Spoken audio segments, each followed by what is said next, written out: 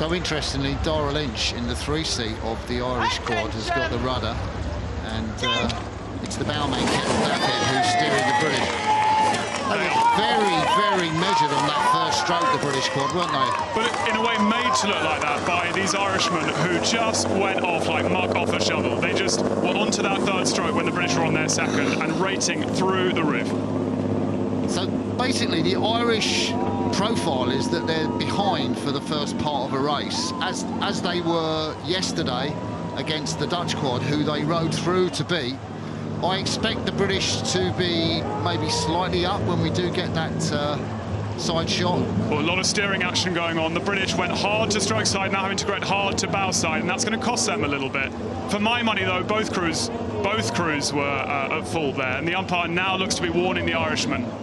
Yeah, the Irishman out in the middle of the course. This looks to be a cracking race. We're staying on this camera for quite a while because we don't have the side shot available, but we will go to the next camera soon and we'll see that board go up at the quarter mile. There it is. You can see the British national crew, Nottingham Rowing Club and Leander Club on the left of your picture. They won brilliantly in Lucerne, and indeed they are leading. They won in Lucerne last week. They rode down a fantastic Polish quad.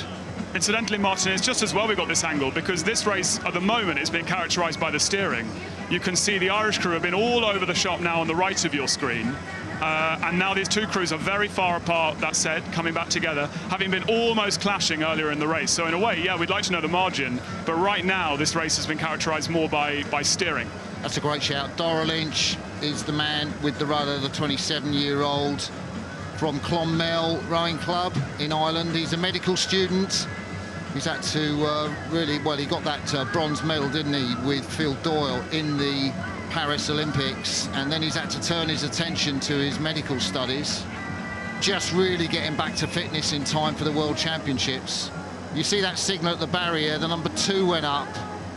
So the British quad, to me, looked to have something like, what, 3/4 of a length, maybe? Yeah, I was going to say half a length, but you might well be right. It might be more like 3/4. The way the bowman just looked round suggests actually it's a bit more than that, but he's struggling to see them. So the British probably have put the best part of a length into Skibbereen at this point. That said, do not write off Skibbereen. They've been known at will to just jack the rate out maybe 3 or 4 pips and just move. And hope, well, maybe, from the perspective of wanting a nice tight race, we will see that today. Rory Harris, the enabler in the stroke seat, sets out a beautiful rhythm for the 2 units behind him.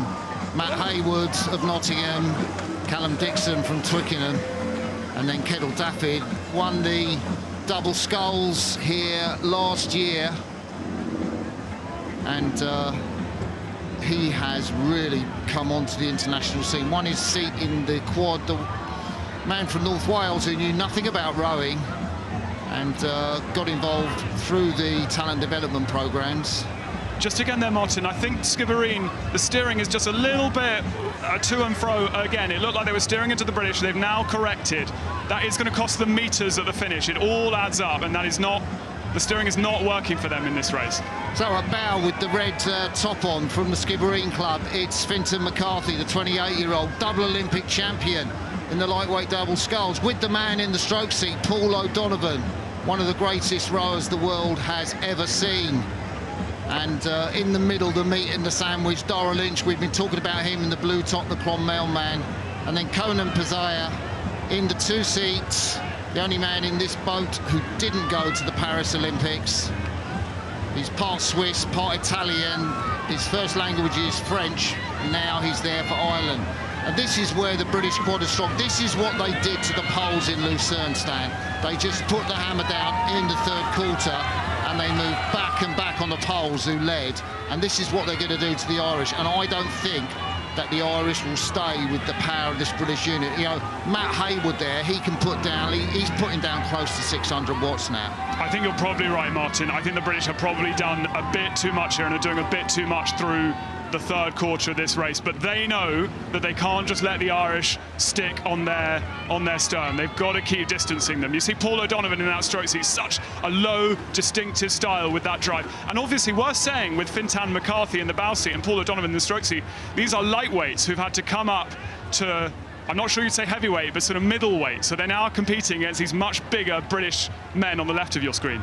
Yeah, Fintan's looking now. But the thing is, the psychology of the British, it's going to be like Ollie Zeidler against Finn Hamill, where the New Zealander beat Ollie Zeidler, and Ollie knew what Finn Hamill could do, but he couldn't stop it. And the British quad know what Paul O'Donovan, Fintan McCarthy, Dara Lynch and Conan Pizzazza can do.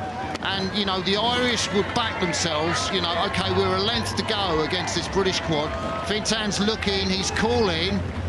Is the charge on?